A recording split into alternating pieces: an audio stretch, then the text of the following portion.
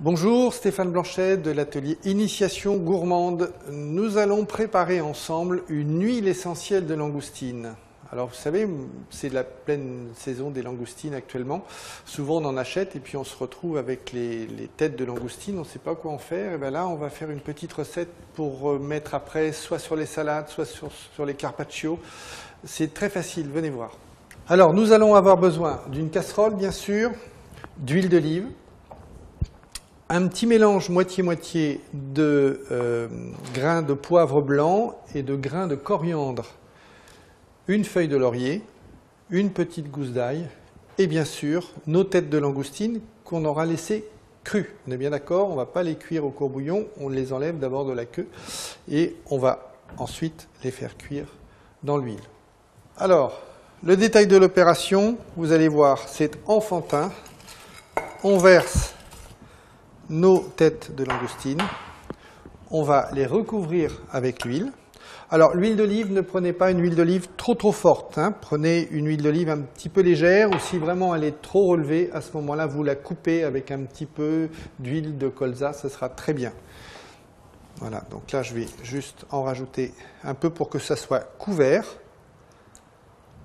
Et après, ne vous inquiétez pas, ça va se garder très longtemps dans les frigos. On laisse chauffer notre huile, on va rajouter l'ail, le coriandre et le poivre, ainsi que la feuille de laurier.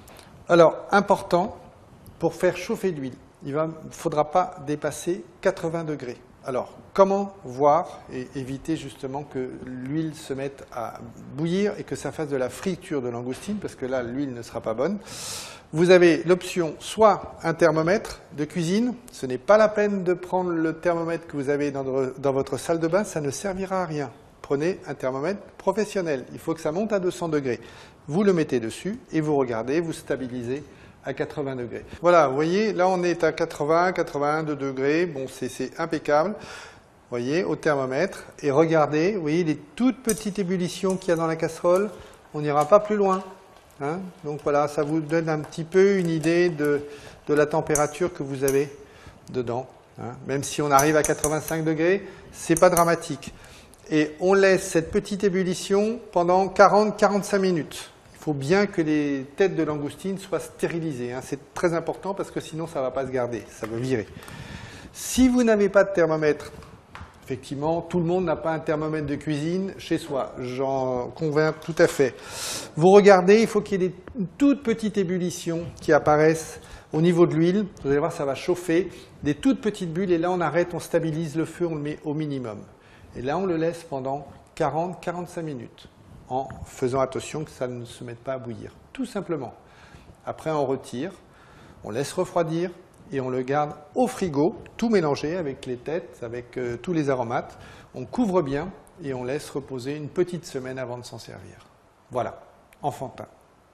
Et après, vous allez mettre cette petite huile essentielle de langoustine. Vous pouvez le faire avec des tourteaux, vous pouvez le faire avec des homards, vous pouvez le faire avec beaucoup de choses. Soit sur des carpaccio, soit sur des salades. Avec une petite vinaigrette, ça va remplacer justement, ça va la parfumer. C'est vraiment super et ça évite justement de jeter des têtes de langoustine à la poubelle alors que finalement on leur donne une deuxième vie. Voilà.